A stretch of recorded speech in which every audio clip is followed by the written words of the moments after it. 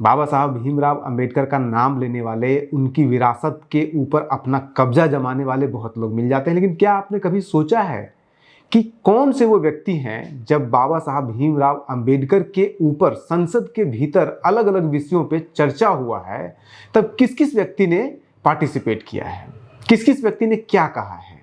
और उसमें हम सीमित रखेंगे सिर्फ अपने आप को बिहार के नेताओं तक, बिहार के सांसदों तक, क्योंकि न्यूज हंटर बिहार केंद्रित है। हम ये जानने का प्रयास करेंगे कि 1990 से लेकर के आज तक अंबेडकर की विरासत को आगे बढ़ाने का दावा करने वालों में से सबसे बड़े दो नाम अगर हो सकते हैं तो लालू प्रसाद यादव और उसके साथ साथ नीतीश कुमार हैं, या नहीं तो फिर रामविलास पासवान है। हम ये देखने का प्रयास करेंगे कि आखिर इन तीनों में से कौन वो व्यक्ति है जिन्होंने बाबा साहब अंबेडकर के ऊपर जब भी कोई चर्चा हुआ है देश की संसद के अंदर पिछले 35 सालों के दौरान, तो किसने हिस्सा लिया है और क्या उन्होंने कहा है। पिछले 35 सालों के दौरान अगर आप देखिएगा तो बाबा साहब के केंद्रित जो संसद के भीतर चर्चा हुआ है उसमें से सबसे महत्वपूर्ण हुआ है, एक तो बाबा साहब भीमराव अंबेडकर के नाम पे यूनिवर्सिटी बिल जो लाया गया था 28 अप्रैल 1994 को लाया गया था, 26 अगस्त 1994 को अंबेडकर यूनिवर्सिटी बिल लाया गया था, उसके ऊपर बहस हुई थी लोकसभा के अंदर।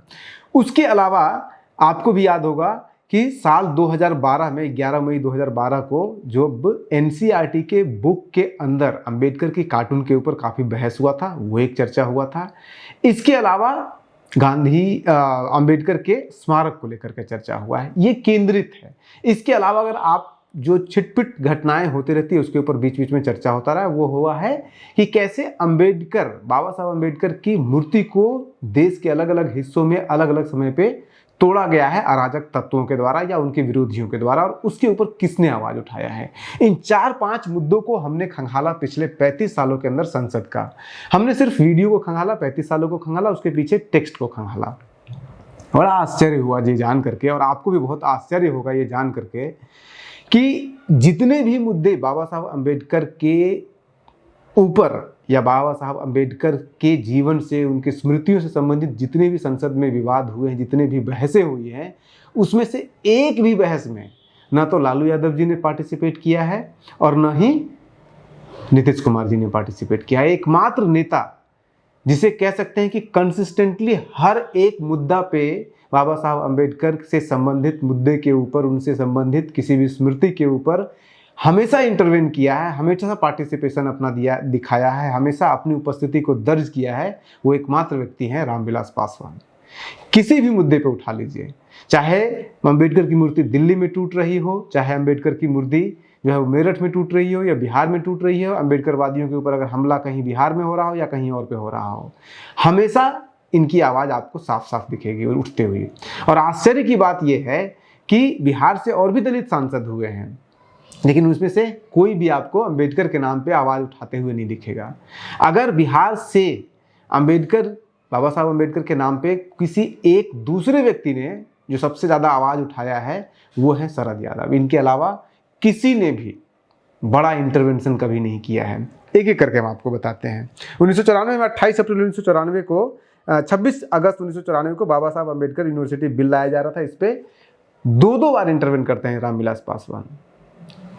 इसके बाद फिर जो मूर्ति तोड़ने वाला जो इंसिडेंट है वो तो बहुत सारे हुए हैं। 13 मई 1994 को राजेश कुमार जो गया के सांसद थे, वो भी पासवान ही थे और जनता दल में उस समय थे, तो उस समय ये स्टार्ट करते हैं दिल्ली में मूर्ति टूटी है इसको लेकर के, और उसमें रामविलास पासवान उसमें सपोर्ट करते हैं, इंटरवेन करते हैं। ऐसे बहुत सारे आपको घटना, जैसे कि 28 अप्रैल 1994 को रामविलास पासवान बताते हैं कि कैसे मूर्ति तोड़ी गई मेरठ के अंदर और जिन लोगों ने मूर्ति लगाई थी उनके ऊपर गोली चलाई गई। ऐसी बहुत सारी घटनाओं का वो जिक्र करते हैं। इसी तरह से 4 मई 1994 को अंबेडकर के स्टैचू को तोड़ा गया।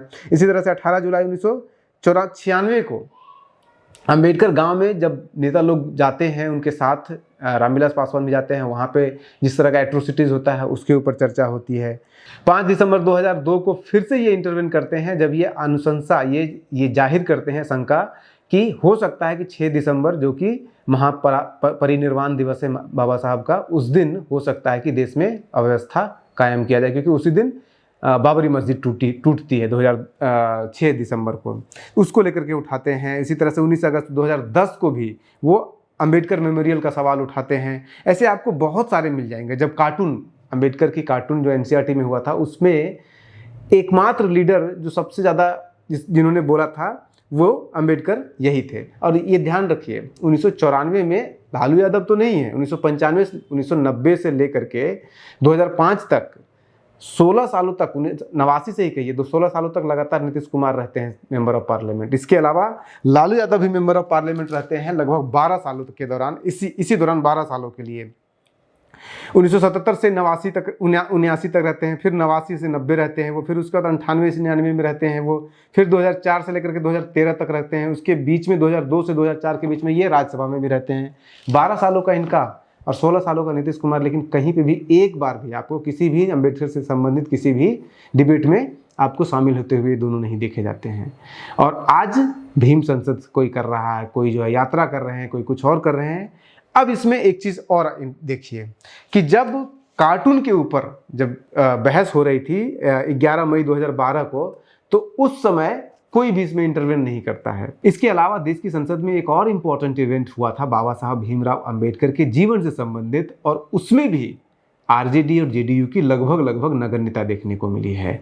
2015 में 26 नवंबर 2015 को जब देश में पहली बार संविधान दिवस मनाया गया, क्योंकि 26 नवंबर 1949 को संविधान लागू हुआ था, और उसी के उपलक्ष्य में 26 नवंबर 2015 को पहली बार संविधान दिवस लागू हुआ, और दिन भर रोज लोकसभा में भी और राज्यसभा में भी इस पर पूरी बहस हुई। 26 नवंबर 2015 को लोकसभा में बहस हुई और 1 दिसंबर 2015 को राज्यसभा में बहस हुई। पूरा दिन बहस हुआ इसके ऊपर। और इसमें संविधान दिवस के अलावा ये भी, इसके ऊपर भी बहुत चर्चा हुआ कि 2016 में 14 अप्रैल 2016 को बाबा साहब भीमराव अंबेडकर का 125वां जन्म दिवस आ रहा है, तो उसको पूरे देश में लागू किया जाए, उसको पूरे देश में धूमधाम से मनाया जाए, उनके जो बर्थडे है उसके ऊपर नेशनल हॉलीडे घोषित किया जाए। इस तरह के तमाम तरह की बातें हुई। और उस डिबेट में भी अगर आप देखिएगा तो एक तो है कि न लालू यादव उस समय संसद के मेंबर थे, न ही नीतीश कुमार उसके संसद के मेंबर थे, लेकिन उनके जो संसद के लोग थे, उनके जो सांसद, उनकी पार्टी के जो सांसद थे, उसमें भी अगर आप देखिएगा